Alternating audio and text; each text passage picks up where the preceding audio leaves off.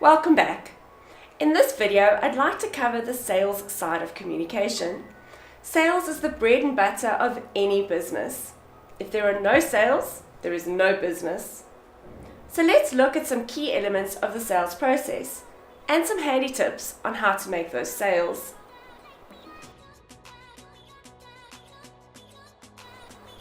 The first step in any sales strategy is setting your targets.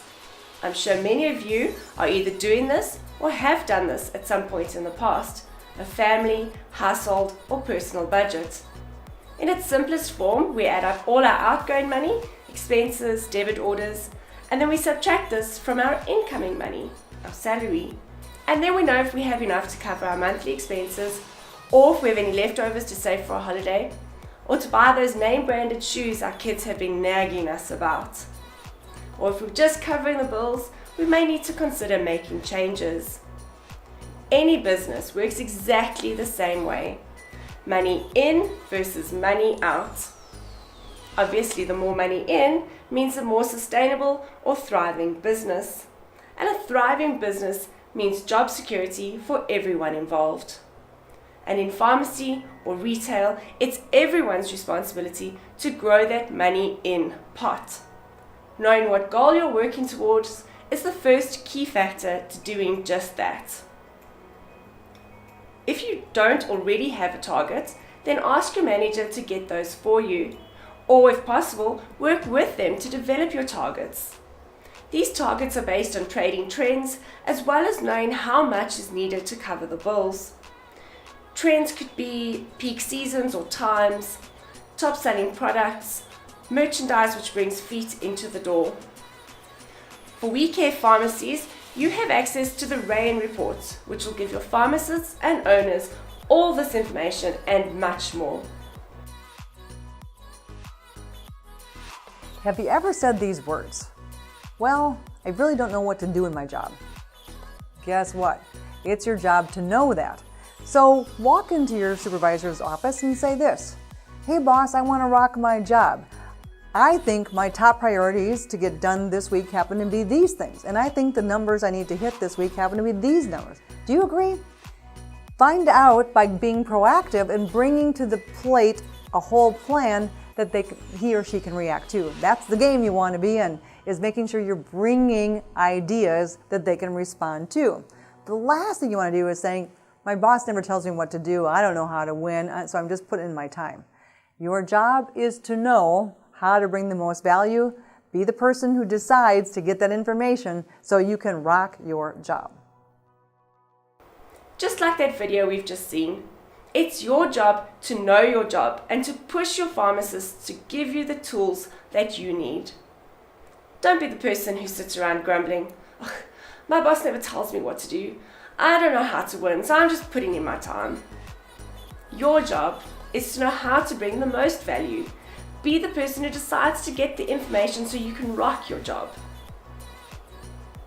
When you have a goal for the pharmacy, split this into targets for each person within the pharmacy. Work out how to weight it so it's fair for everyone. For example, if you work 90% of the time in the front shop with more access to customers, then your target should be higher than someone who's a cashier, for instance, and doesn't always get a chance to interact with customers.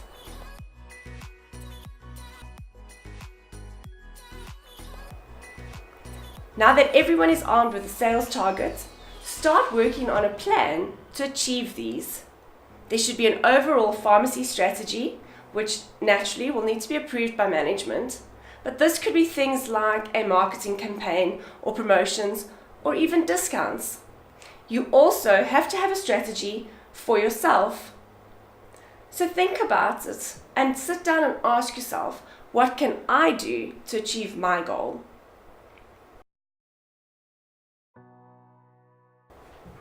Once you have a target and a plan, you'll need to do some prep work. Make sure each person has their own sales code so the sales can be tracked. Make sure all stock is priced, barcoded, and scannable. This helps with the analytics, which the WeCare rooms come and discuss with the pharmacists, and will lead to your pharmacy carrying the right stock to maximize sales. This also gives your pharmacy owner the ability to track your sales and the gross profit you are contributing to the pharmacy. Make sure to limit the amount of open category items and transactions.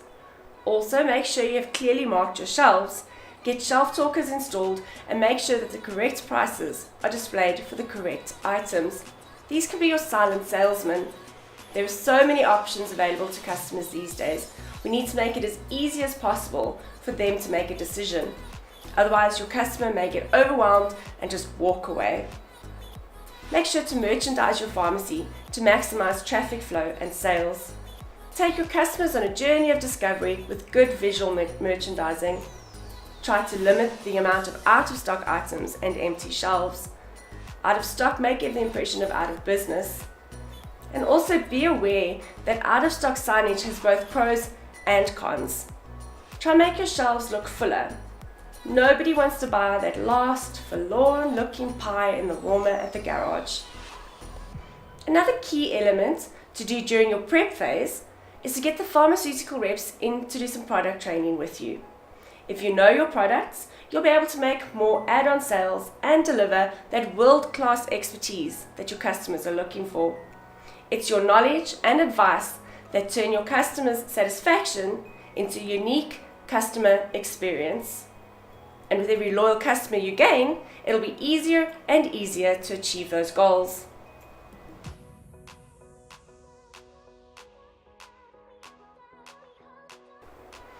Now your prep work is done, now you need to get to the real face-to-face interactions. And a lot of this will be a reminder of some of the stuff we covered in the first two videos. Greet your customers, preferably as they enter the store. Make them feel welcome. Make it your job to know your customer's name. Get to know their likes, their dislikes, their interests. The better you know your customer, the better their customer experience, and the more likely they will be to return, not only to your pharmacy, but to you specifically. Be sure to tell them your name, so at least they know who to ask for next time they come in. And this will also help you to reach your targets. Remember our listening skills from video 2. Listen with intent and understanding. Your sale is hidden in the understanding of your customer's needs, and you always look for the need. Reference the in-store promotions. Not only when the customer has picked one up, that's the easy sell, but also when it's not what they came in for. A promotion may pique their interest, and you could get that one extra item into their basket. And always look for that one extra item that you can add to your customer's basket that they weren't necessarily intending to buy when they walked in. One way to do this is to know which products go hand in hand, which products complement each other. Here are a couple of the more obvious examples. Tissues for a snot nose, maybe an ointment or a cream to help soothe that raw skin, maybe a probiotic with an antibiotic, or a multivitamin during flu season, or a sunblock in summer. This is where knowing your product will help your sales technique immensely. Have a look at this short clip from Rob. Hi guys, I'm Rob Page from Computers Gauteng. I've been asked to share about my early days and where I learned to sell things, really, to be honest. And what I used to do is I used to manage a store in Cape Town called New Balance, a running store where we sold mainly shoes and apparel specifically geared to runners. And what I would find is that when the customers came in, I'd always ask them what it is that they preferred doing, road running, trail running, because I would have to factor that in terms of the shoe that they were looking to buy, whether it was a road shoe or an off-road shoe, because both products perform differently on each surface. I'll then have to consider the apparel that they will be looking to take on with regards to that running experience as well. What is going to be best for them? Something that is slightly warmer, something that's slightly cooler, does it breathe, and so forth. So what I'm trying to get at is the more you asked questions and the more you understood the needs of your customer, there were so many peripheral sales that were just waiting there to be taken advantage of. So keep that in mind when next your customers walk in. Thanks, Rob. At the end of a sale, try to re-engage with your customer. You may be able to pick up an extra sale that way. The more you chat to your customer, the more likely you will be to get that add-on sale. Also, re-engage any customer that has left the dispensary and is walking towards the till. Start a conversation. Mrs. Jones, I see you've got some cold and flu meds there. I'm sure you'll be feeling better soon. But in the meantime, can I offer you some tissues? Or maybe some vitamin C to help your immune system kick that cold? By the way, did you see the lovely gifts that have just arrived? Walk your customer over to the till. If possible, ring up the sale yourself, so your customer has your undivided attention throughout their experience in your store. If you must pass your customer onto a cashier, do a polite handover to your colleague. Mrs. Jones, I'm going to leave you in the hands of the lovely Mandy. She'll ring up your items. Have a great day. See you soon. And on a quick note, for any cashiers, if your colleagues in the sales floor are busy, or if the tills are quiet, come out from behind the counter and engage with customers. Be that person. Fill whichever role needs to be filled. Even if that means doing a customer switch once your colleague has finished with their customer. This is how you can do that. Okay, how are you? Thank you. Okay. From this side. For my bag. Mom, when we are in this lady? Sure, no problem. Would you mind helping my customer find a gift? Yes, yes, of course. Okay. Hi, how are you? You want to give? Okay, here's the gift. For the next gift here is the tape inside. Inside. Find the tape. Thanks to Kalani Rivera Pharmacy for their help with that video. So you've got a target, a sales strategy, you and the store are prepped to maximize sales, and you've closed the deal with your customers. What do you do now? Sit back and hope you made it? No. The next step to successful selling is measuring. You need to check where you're at on a monthly basis, in fact on a weekly basis. In your weekly team meetings, discuss the week's sales results. Have we met our targets? If not, how far from the goalposts were we? Do we need to make any changes to our strategy? Which strategies have worked? Can we make any improvements? And if you're consistently meeting or exceeding your targets, then you need to renegotiate those goals with your owners or your managers. Also, remember that there will be ups and downs. Some weeks you'll exceed your targets and other weeks you'll miss them. It's always a good idea to take a look at a quarterly sales cycle, because what you missed in 1 month, you may have made up for in the next. One last thing on this subject. Have fun.